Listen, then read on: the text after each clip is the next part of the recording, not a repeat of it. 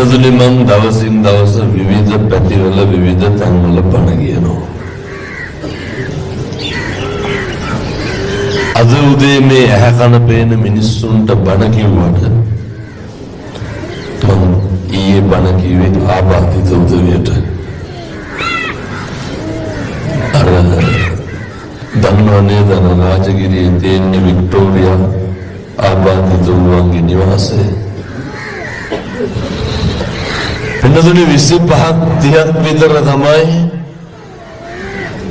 රෝද පුටු වලින් හරි එකරකට ඇවිල්ලා තියලා තිබ්බේ. එතකොට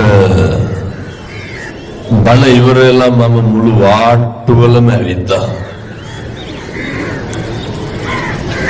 මේ මුළු සංසාරෙම කොච්චර දුකක්ද කියන එක. එතකොට එක වාට්ටුවකට මම ආබාධිත වුවන්ගේ ගියා. ඒ මිනිස්සු ජීවිතේ කවදාවත් මේ පොළවේ පය ගහලා නැහැ. හොඳට මතක තියාගන්න. කවදාවත් පොළවේ පය ගහලා නැහැ. මේ මහ දෙයක් නෙමෙයි. සමහර උදවියේ ඉන්නවා මරණකම් වැසිකිලි පොච්චයක් උඩ. පැහැදිලිද මං කියන්නේ? ඒ නැන්ද යටම හදලා තියෙන්නේ කොමඩ් එක. මරණකම් වැසිකිලි පොච්චිය උඩ ඉන්නේ.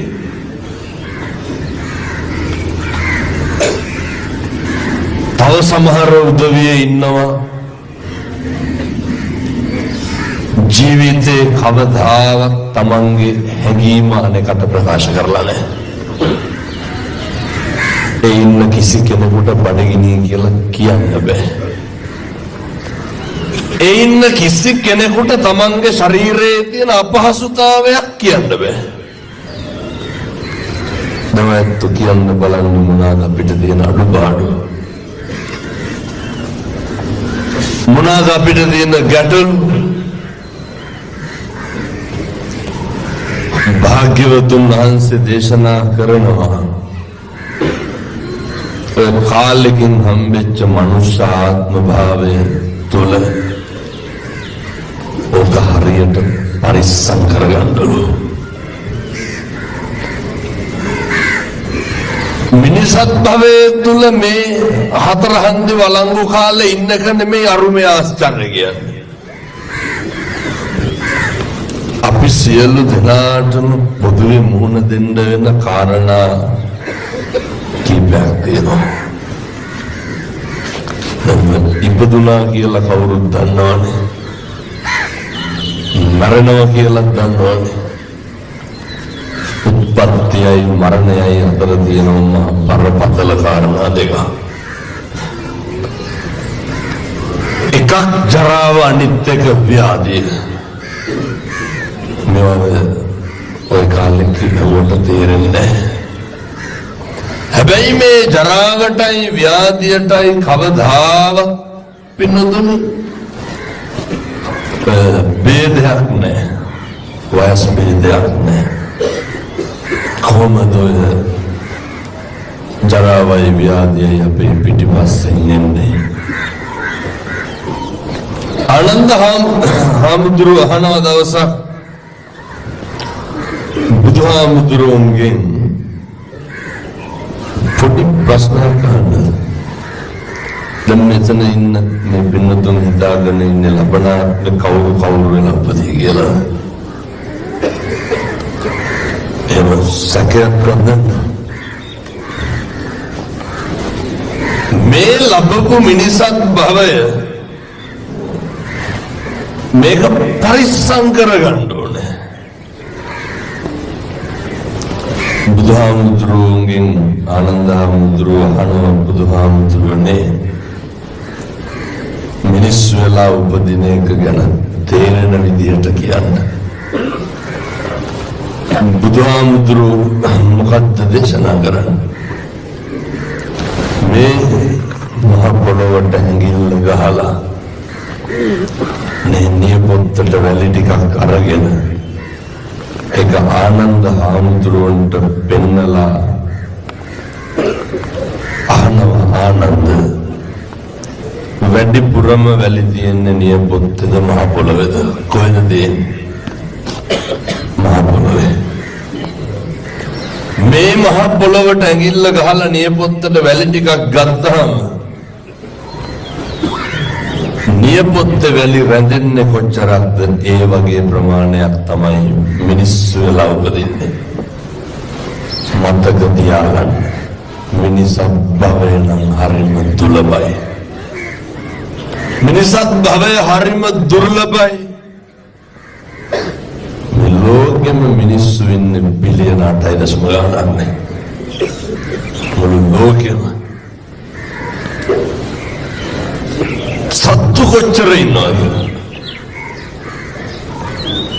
මිනිස්සු භාග්‍යවතුන් වහන්සේ දේශනා කරනවා ඊළඟට ආනන්ද මිනිස්සු වෙලා උපදින එක නෙමෙයි තියෙන අරුමේ ඔන්න ඔය විදිහට උපදින එකයි තියෙන අරුමේ අතපය වැඩ කරන එක කණ්ඩ කතා කරන්න පුළුවන් එක ඔය සංසාරේ කොච්චර පින් කරලා ඇද්ද ඔය විදිහට උපදින්න තාම ඇවිදින්න පුළුවන් අර අබ්බගාත වෙලා උපදින උදවිය මිනිස්සුම තමයි අර භාග්‍යවතුන් වහන්සේ දේශනා කරපු දුර්ලභයි කියන මිනිසත් භවයමයි ඔය විදිහට උපදින්න මේ පිටුතුම් සංසාරේ පුදුම විදිහට පින් කරලා ඇති සංසාරේ හරි කලාතුරකින් ලැබිච්ච මිනිසත් භවය හොද්දට මතක තියාගන්න මේ සාමාන්‍යයෙන් බන්තනාගාරවල ධර්ම දේශනාවලට යනවා පුණ්ඩුත්තාපන කදූරුවල ධර්ම දේශනාවලට යනවා මනුෂ්‍ය ආත්ම භාවයේ මිනිස්සෙකුට වරදින්න බුදුහාමුදුරෝ දේශනා කරන බලපාන එකම එක කාරණය දෙන්නේ මොකද්ද අර බුදුවරු කියන්නේ හොඳේ අසංකේය වූ කල්පලක්ෂ 4ක් පාරමිතා පෙරමුම් පුරලා නිකලස් ශ්‍රී මුඛයෙන් දේශිත භාෂිතය තුල අන්තර්ගතයි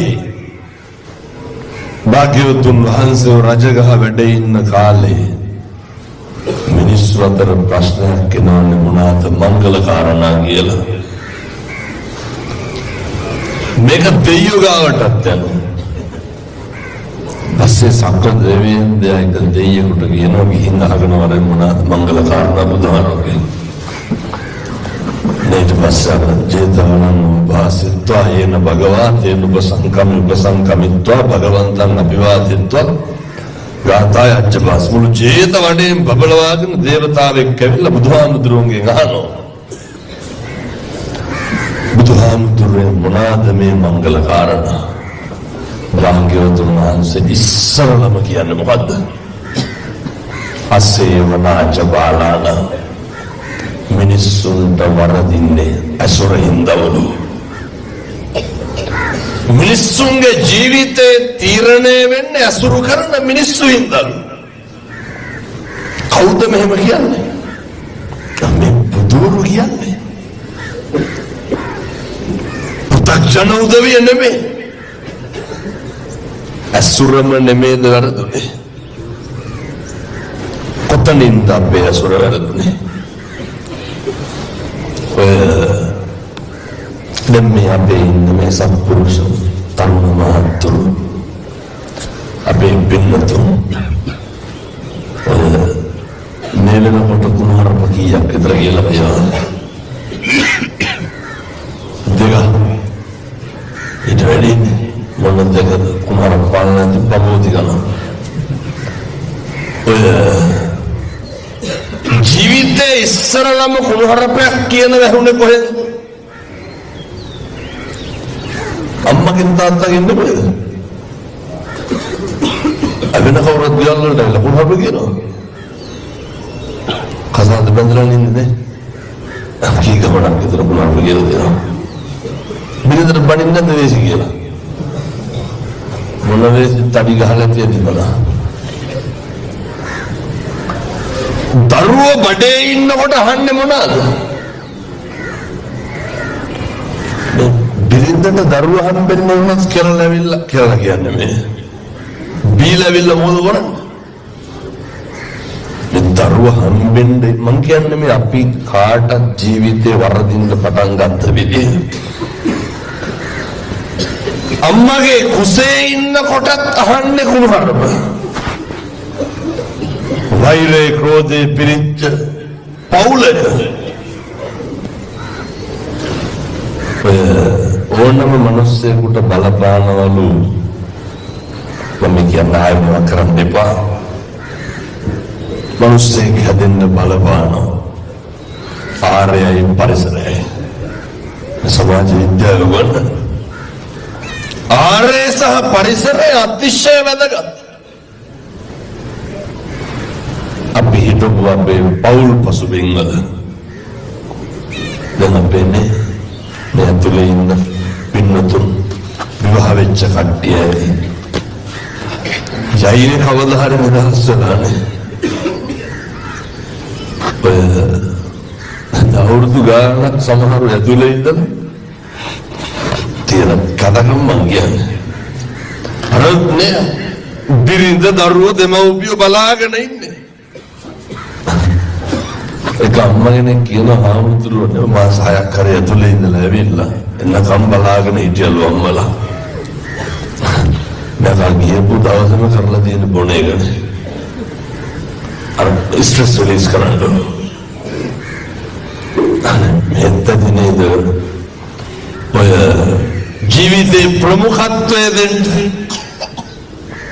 සමීපතම එක්ක මම විවාහ වෙලා ඉන්න උදවියට ගියා.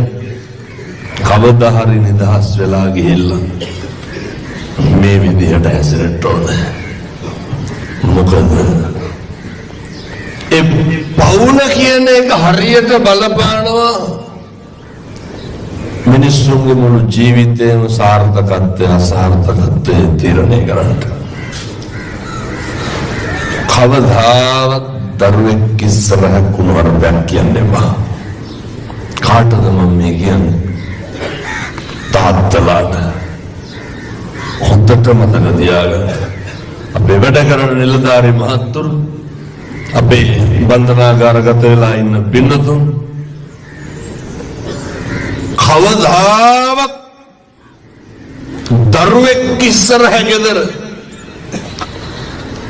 තාත්තා කෙනෙක් නම් එක කුණුහරුපයක්වත් කියන්නේ බෑ. හේතුව එහෙම ඉන්න හොඳ පෞරුෂයක් තියෙන්න ඕන නැත්තන්ට. ඔය සමහරව ඉන්නවා නේද? අපූර්වට බීලා පාර එනවා පොලිසියට ටෝක් කරනවා නොබීපු ගන්න. ගෙදර ආපු ගමන් මොකද කරන්නේ? අයම් සතා අර තියෙන ත්‍රිසංකම ඉස්මතු වෙනවා. සමහර දරුවෝ කියනවා හාමුදුරුවනේ අරකා මරන්න ඉඳලාලු දෙන්නේ. කවුද අරකා කියන්නේ? තාත්තා. ඇයි හැමදාම බීලාවිල්ලා මට තඩි ගන්නවා. හැමදාම බීලාවිල්ලා කුණුහරුප කියනවා. එනිසා ජීවිතේ ඉස්සරලම හොඳට පුරුදු වෙන්න කාලෙකින් ලැබපු මේ මනුෂ්‍යාත්ම භාවයේ තුල පුළුවන් නම් කුණුහරුපයක්වත් කියන්න නැතුව ඉන්න බලන්න. භාග්‍යවතුන් වහන්සේ දේශනා කරනවා අසුර හින්දාමයි මේ මුළු සංසාරෙම වරදින්නේ. මෙතන ඉන්න සේරගෙන් බහලා බලන්න. අපි හිතමු දැන් කුඩු පැකට් එකක් අරන් ගියා කියලා. ඔය එළියේ ඉන්න පොඩියෝ හරියට ප්‍රතිබෝනවනේ. උන්ට හැම්බිලි සාරනේ මං කියන අර මත් වෙන්න ඕනේ වුණා. එක කොල්ලෙක් කියනවා ආමුදුරනේ කොල්ලන්ට දැන් නවත්ත ගන්න බෑ. ඉස්සරලම යාළුවෙක් දෙනකොට මෙතන ඉන්න කවුරුවත්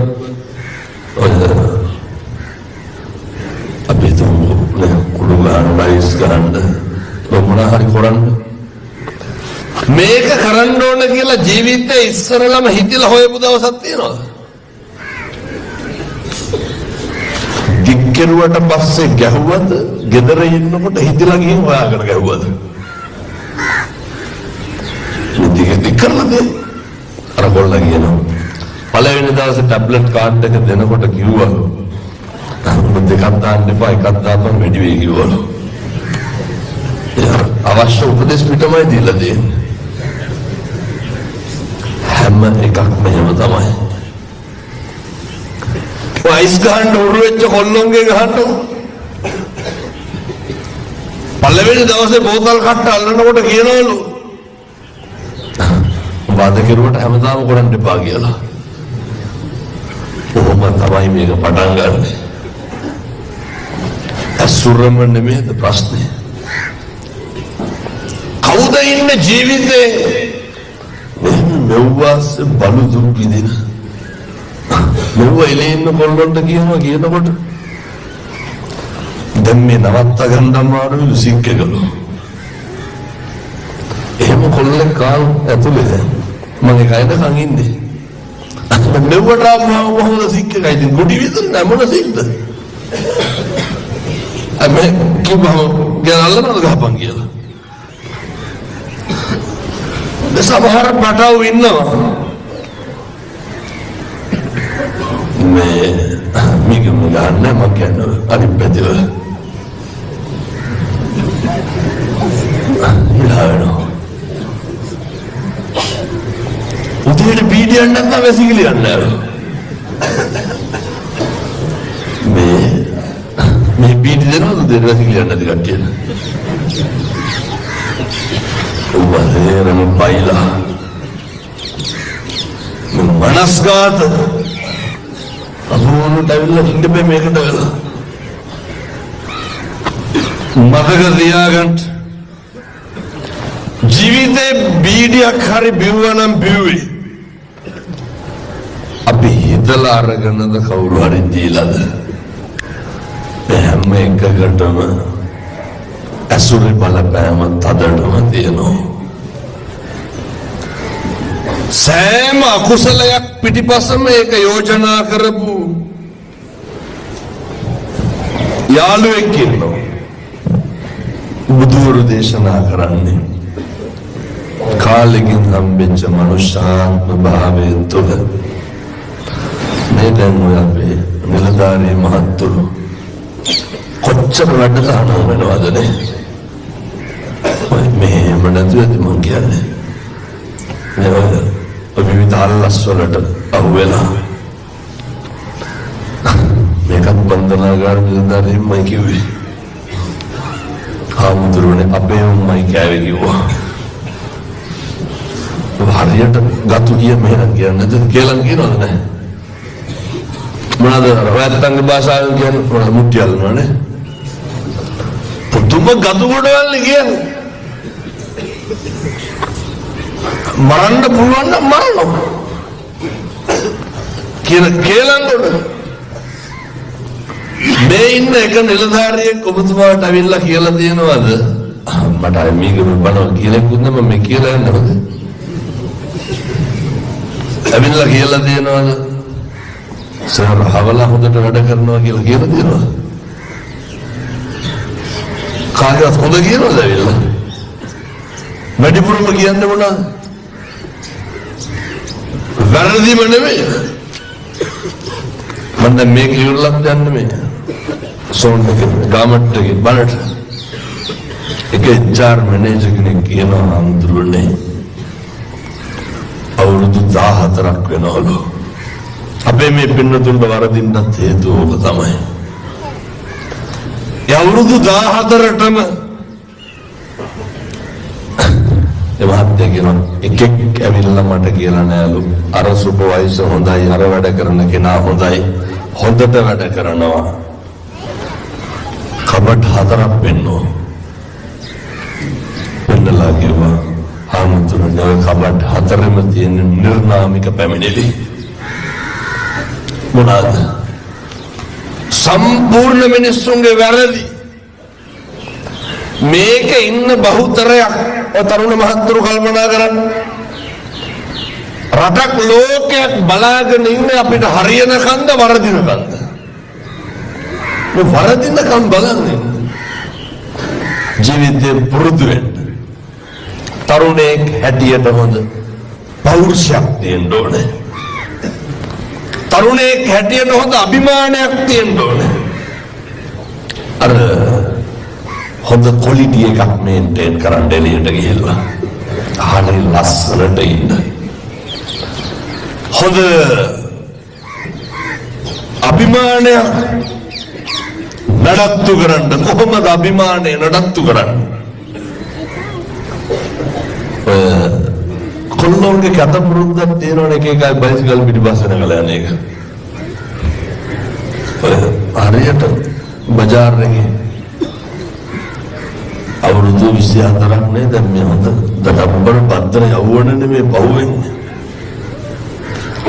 අහලා බලන්නකො බ්‍රේස්ලට් එකක්වත් නැහැ අවුරුදු 18 ඉඳන් 28 වෙනකොට අවුරුදු 10යි දැන් කේලී ඉදියන තියනවා කියලා මේ ජීවිත පරාසය කාලය තුල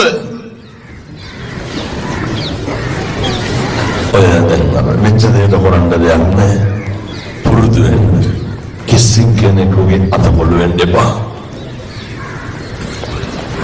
කිසි කෙනෙකුගේ මාතෘකා වෙන්න එපා කිසි කෙනෙකුට පාවිච්චි වෙන්න එපා මේ ඉන්න හැම කෙනෙක්ම පාවිච්චි වුණු උදවිය මේ ඉන්න හැම කෙනෙක්ම කවුරු හරි භාවිතා කරපු උදවිය දැන් හරියට තරුණ මහත්තුරු අපේ බණහන මට මොරටුවේ කොල්ලෙක් කියනවා අවුරුදු ගණන් අයිස් ගහපු කොහෙද වැල්ලවත්තේ අවුරුදු 21කින් පටන් අරන් තින්නේ දැන් අවුරුදු 30 ගාන මේ අපේ අම්මා කෙනෙක් කියනවා හාමුදුරුවනේ මාත් එක්කම අවුරුදු 16 17 කෙල්ලෝ අයිස් ගැහුවේ කොහෙන් හරි බණ අහලා දැන් සේරම නවත්තලා කොල්ලෝ හරියට එළිය බණ අහනවා පුදුම විදියට මොරටුවේ කොල්ලෙක් කියනවා හාමුදුරුවනේ ආයෙ විකුණන්නේ නැහැ කිව්වා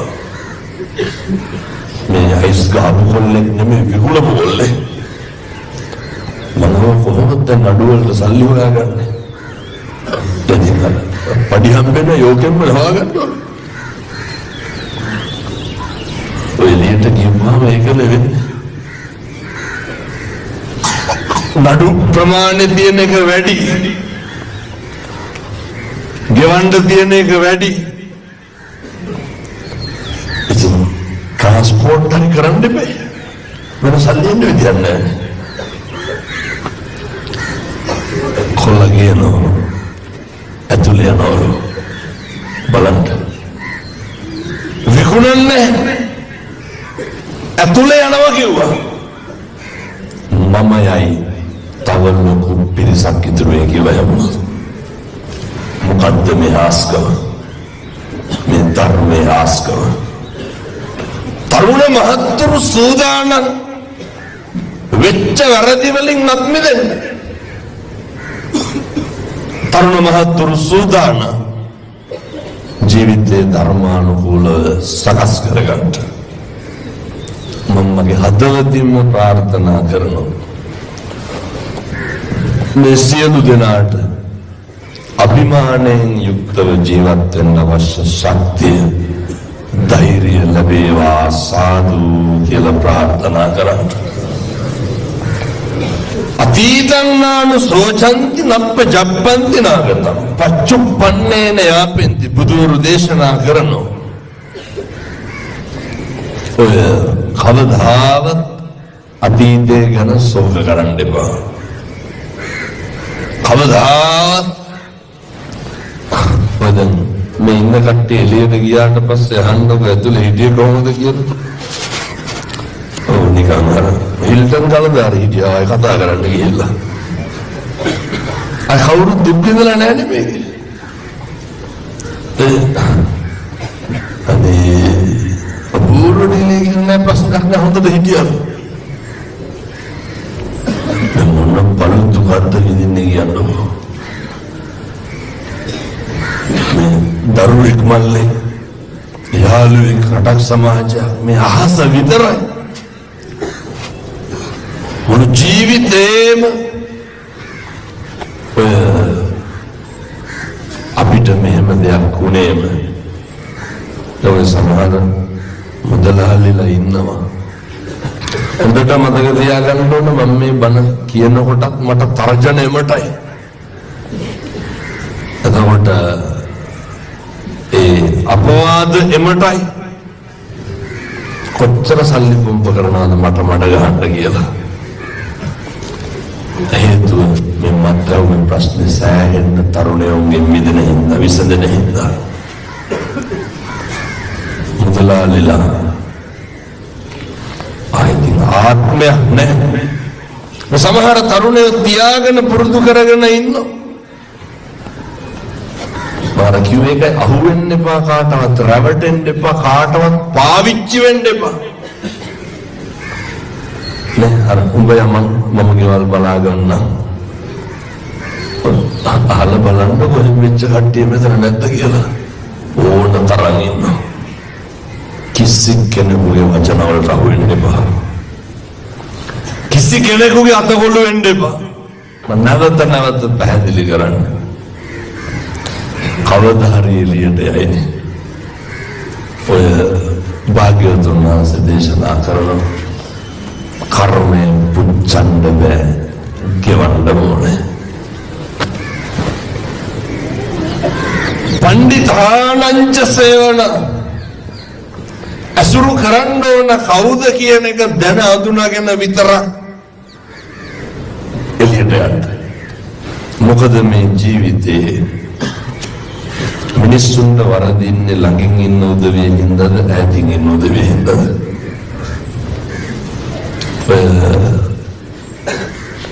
වැඩිපුරම අපිට තට්ටුව දැම්මේ කොල්ලෝ කියනවා නේද අපිට වැඩිපුරම අරින්නේ ළඟින් නෙවුන් කියලා. මිනිස්සුන්ට වෛරය පිරිමහන්න පුළුවන් ළඟින් හිටපුවාමද ඈතින් හිටපුවාමද? වෛරය පිරිමහන්න පුළුවන් ළඟින් හිටපුවාම. හොඳට මතක තියාගන්න. ඔය ගනුදෙනු මේ ආත්මේ නවත්තලා මැරෙන්න. ඔය වෛරකාරකම්, ඔය තරහකාරකම් දීර්ඝ වශයෙන් බණ කියන්නේ කට්ටියට අවුවයි. මට කියලා දෙන්න විනාඩි 45කට වඩා කතා කරන්න එපා. අද තව බණ 4ක් තියෙනවා මේකත් එක්ක 5යි. 100 वर्षों से इसकी विचारधारा पर बहस होती रही है. ये कभी गलत समझी गई तो कभी गलत समझाई गई. मैं बात कर रहा हूं राष्ट्रीय स्वयंसेवक संघ की अर्थात आरएसएस की. जी ग्रुप और मैं आप सबके लिए लेकर आ रहे हैं केसरिया at 100.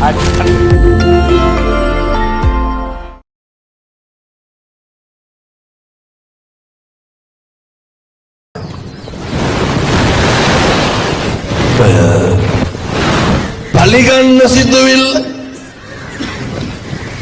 ඔවසේරම මැරෙනකොට නවත්තන්න ඕනේ. පලි අරගෙන නවත්තන්න කියනව නෙමෙයි. නවත ඉඳන් නවත්තන්න. මම මෙහෙම දේශනා කරන්න හේතුවක් තියෙනවා.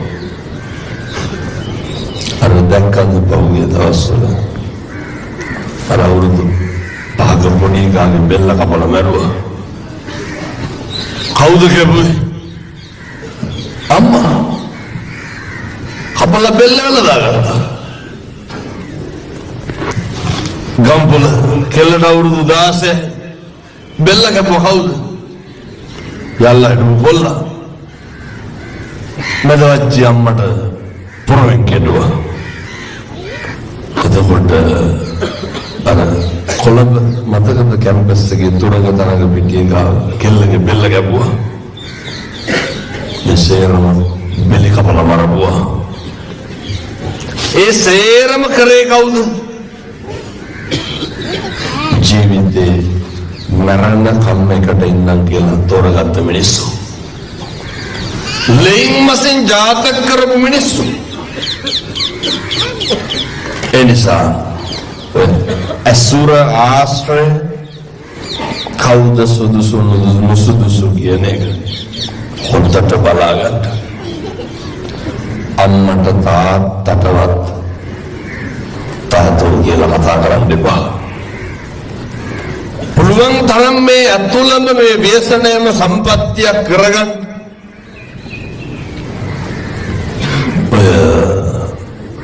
හරි අමාරුයි තමයි. මම යෝජනා කරනවා කිසි කෙනෙකුට උණුහරුපයක්වත් කියන්න එපා. අර අම්බපාලි කියලා ගණිකාවක් හිටියා බුදුහාමුදුරුවෝගේ කාලේ. අම්බපාලි කල්ප 30ක් ගණිකාවක්. කල්ප 30ක් ගණිකාවක් වෙන්න හේතුව මොකද්ද? කෙටියෙන් කියන්න. අම්බපාලි සෑමලුවක් ප්‍රදක්ෂිනා කරනකොට රහත් මෙහෙණින් වහන්සේලා සමග එක මෙහෙණින් වහන්සේ නමගේ කඩේ තිබ්බ සම මුලියක් බිම හැලුණා. මේක දැකපු අම්බපාලි අහනවා කවුද මේ සෑමලුවේ සෙමහලපු වේසි කියලා බයිනෝ. ඔච්චරයි කියන්නේ. ඔච්චරමයි කිව්වේ. ඒ අකුසලයේ කොච්චරද? කල්ප 30ක් ගණිකාවක් වෙලා ඉපදුනේ. ඒ නිසා මිනී මරපු අඟුලිමාලලා රහත් වුණා. යක්ෂයෝ වගේ හිටපු මිනිස්සු නිවන් දැක්කා. දිවි හිටපු සන්තතිලා රහත් වුණා. මේ සියලු දෙනාට ජීවිතේ හරින් කස්ස ගන්න කාලය තියෙනවා. එකටම පලි ගන්න එක නවත්තන්න. තරුණයෙක් හැටියට හොඳ ඉවසීමක් නඩත්තු කරන්න. අනෙක ගැන හිතන්න කලින් පැත්ත ගැන හිතන්න. පළවෙනි කාරණය. අපි මේ ජීවිතේ වැඩිපුරම කරන්නේ අපිටද අනුන්ටද?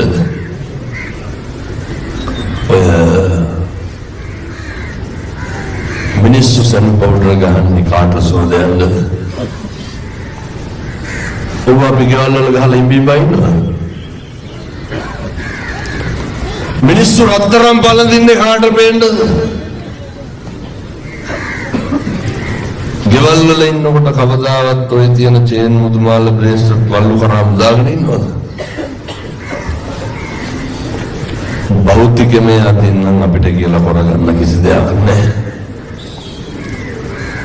ඔය අර ගෙවල් වලට පුඩු සැටි හැම ගේනව නේද? සෝෆා සෙට් හැම ගෙනාම මොකද කරන්නේ? වහලා දාන්න. රෙද්දකින් වහලා ඉන්න කරන්නේ. වහලා විතර නෙමෙයි පින්නද ඉඳ ගන්න පැත්ත පිටියට හේතු කරනවා. ඇයි? අය පොඩි කුඩා නගින්න බෑනේ නේද? රස ගණන් දීලා පුඩු සෙට් ගහලා කොළඹ වල බංගු වල බයිසිකල් වල ඉඳගෙන බත් කනවා. අර ගෙවල් වල ඉන්නකොට මම අපි ඇතුලේ ඉන්න පින්නතුන්ගේ නහන වීදුරු පොඩු තියන නේද කපට් වල හරිනේ. ජීවිතේටවත් පවුලේ උදවිය ඕව ඇඳලා බත් කාලා තියෙනවද? ඔය මඩක් බෙබ්බෙලෙත් පිටගන මොන හරි ඔය ජාත්‍යන් ගමන් දාන කන ජීවිතේට බෝල් වලට මාළු පිටියක් රකාලා නැහැ. කාට කන්නද කියලා තියෙන්නේ? ගෙදර අඳින්නෙම ගෙදර ඉන්න කොටස් තියෙන වැරහැල්ල වගේ රෙදි නෙමෙයි. මට කියන්න බෞද්ධිකයේ අපි සතුටු කරන්න කරන දෙයක්. අපි වෙනුවේ ටයිල් කැට ටිකක් අල්ලන්න ගත්තොත් අල්ලන්නේ ස්ටෝව් කොටද බුදිය ගන්න කාමරේට. අර බුදිය ගන්න කාමරේ හදාගන්නේ කොහොමද? ලැජ්ජයි බැලු. ඔය අනුන් බිනවන එක නවත්තන්න. භෞතිකමේ අදින් ලං ඔය ඇත්ත කෑ ගැහුවට අපිට කියලා කරගන්න කිසි දෙයක් නැහැ. මේ සියරම අනුන්ට පෙන්වන්න හදනව තියෙනවා. හෙටානෙත් වෙඩින් එකක් තිබ්බ නැත්තම් කොණ්ඩේවත් කළු කරනවද නැහැ? ඒ අනුන්ටමයි කරන්නේ. අපේ සැප සතුට තීරණය කරන්න ඕන අපි මතද අනුන් මතද? ඒක අපි මත තීරණය. ඔය කෙලාගෙන ඉන්න අනුන් මත තීරණය කරන්න කියලා. ඔය ආධ්‍යාත්මය අතින් බලන්න. ඔය ජීවිතේ කවදා හරි කුණුහරුපයක් කිව්වනම් කිව්වේ කාටද? අපිටද අනුන්ටද? අපි අපිට කුණුහරුපෙන් බැනගන්නවා. අපි අනුන්ට බනිනවා. පව් පිරෙන්නේ කාටද? අනුන්ටද? මිනිස්සු වෛර කරන්නේ කාටද? පොල් ගහලා තියෙනවද මේ වෙනකොට ජීවිතේ? අර ඔය උයන්ට බින්නේ මං කියන්නේ. ඔය ගානනේ හැඳි ගෑවියම් පොඩි වේම් හැප්පියම් කියලා ගන්න. අපි විඳවන්නේ කාලෙකින් හම්බෙච්ච මනුෂ්‍යාත්ම භාවය. මේක නිකන් නිස්කාරණේ නාස්ති කරන්න එපා. මිම්මනත හරි හොඳට සත්පුරුෂෝ වගේ ඇසුරු කළ යුතු හොඳට අඳුරගෙන ඇසුරු කරන්න. මම මේක මෙහෙම දේශනා කරන්න හේතුවක් තියෙනවා. මට පොලිසිය මහත්තයෙක් කිව්වේ වැඩිපුරම මේ ඇතුළේ ඉන්න කට්ටිය බලන් දෙන්නේ යාළුවෝද පවුල් වල අයද? පවුල් වල අය නෙමෙයි. පොලිසිය මහත්තයෙක් කියනවා හාමුදුරනේ කවදාවත් යාළුවෙක් අපදෙන්න ඇවිල්ලා නැහැ. කවුද? එක්ක අම්මා එක්ක තාත්තා. මට ඔය මාතර බන්ධනාගාරේ කොල්ලෙක් කිව්වේ මොකක් හරි කුඩු හරි මොන හරි වල ඇතුළට ගිහිල්ලා කියනවා හාමුදුරනේ දවසක් අම්මා ආවලු. Trending in metal crafts. Alibaba.com, world leading B2B e-commerce marketplace.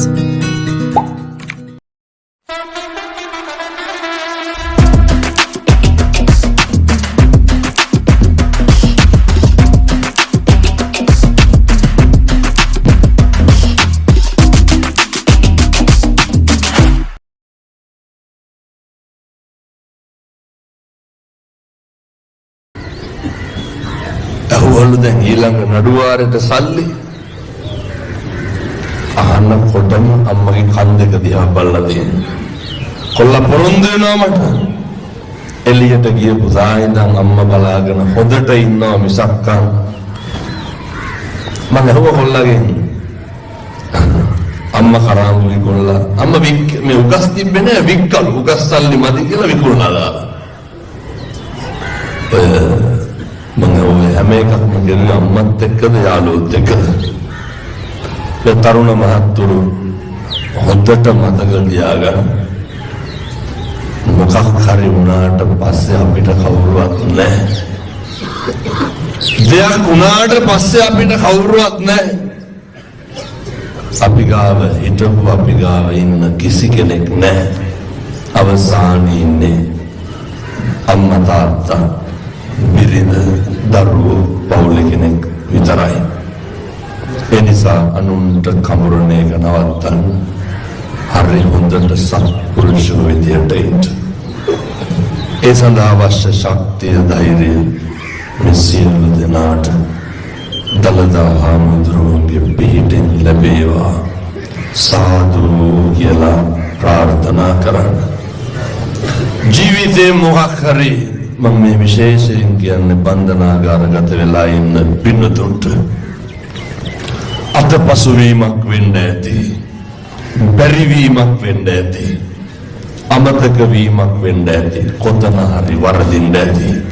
කවදාවත් ආය වරදින්න දෙන්න එපා. ඔය ජීවිතවලට සූවිසි අනන්ත බුදු ගුණේ බලයෙන් සතුට සැනසීම භාග්‍ය උදා වේවා සාදු කියලා ප්‍රාර්ථනා කරන්න. බන්ධනාගාර අධිකාරීතුමා ඇතුළු අපේ ප්‍රධාන ජේලර් මහතා ඇතුළු නිලධාරී මහත්තුරුන්ට අනේක වාරයක් පින් අයිති වෙන්න ඕනේ. හේතුව මේ වගේ කටයුතු සංවිධානය කරනවට වෙනසකට කියලා බලනවා නම් බලන්න තියෙන්නේ මේ පින්කමක් විතරයි ඇතුලේ ඉන්නේ. වෙන මොනවාද බලන්න තියෙන්නේ? ඒ නිසා රාජකාරිය කරනකොට බෞද්ධ කොඩි දාලා මුළු බන්ධනාගාරෙම සරසලා ඒ නිසා මේ එක පවුලක් වාගේ මේ ගත කරන ආයතනය කාලෙකින් හම්බෙච්ච මනුෂ්‍ය ආත්ම භාවයෙන් තුල රැකියා ජීවිතේ සමහර විට තෘප්තියක් කියලා ඇති වෙන්න තියෙන්නේ මේ වගේ දෙයක් විතරයි. බන්ධනාගාර රාජකාරී ජීවිතය කියලා කියන්නේ හරි පීඩාවෙන් පිරිච්ච එකක්. ඒකේ කොහෙද සැනසීමක් තියෙන්නේ? අර හුරු වෙලාම ඉන්නේ. මේ හරි අමාරුවෙන් මේවා කරන්න බෑ. එතකොට අනිත් උදවියත් එක්ක ඉන්නවා වගේ රදවියත් එක්ක ඉන්න අමාරුයි. එහෙම කරනකොට කවදාවත් ඒව ගැන හිතලා සතුටු වෙන්න පුළුවන් නෑ. ඒ නිසා මේ ඇහැට පේන්න දකින්නම තියෙන්නේ මේ වාට්ටු වල කොච්චර දුක් විඳිනවද නේ. එතකොට අපිට උදේ හවා පේන්න තියෙන්නේ මිනිස්සු විඳින දුක මිසක් මිනිස්සුන්ගේ සැප සතුට නෙමෙයි. හරියට නිදා ගන්න නෑ, හරියට කන්න නෑ, නිදහස නෑ, නාන්න නෑ. ඒ දුක් විඳින පිරිසක් බලන්න තමයි තියෙන්නේ. ලෝක මනසට ලොකු පීඩාවක්. ඒ නිසා ඒ පීඩාකාරී රැකියා ජීවිතය තුළ තෘප්තියකට තියෙන්නේ මේ පින්නතුන් වෙනුවෙන් මේ කරපු දේවල් විතරයි. ඒ නිසා බන්ධනාගාර අධිකාරීතුමා ඇතුළු සියලු දෙනාට පින් සිද්ධ වේවා. ඔයත් හදපඩපු අම්මට තාත්තට ගුරුවරුන්ට දෙමව්පියන්ට පින් අයිති වේවා. සියලු දෙවියන්ට පින් සිද්ධ වේවා. සුවිසි අනන්ත බුදු ගුණේ බලයෙන් දලදා හාමුදුරුවන්ගේ ආනුභාවයෙන් චිරාත් කාලයක් සත්පුරුෂෝ විදියට ජීවත් වෙන්න අවශ්‍ය කරන ශක්තිය ධෛර්යය ලැබේවා සාදු කියලා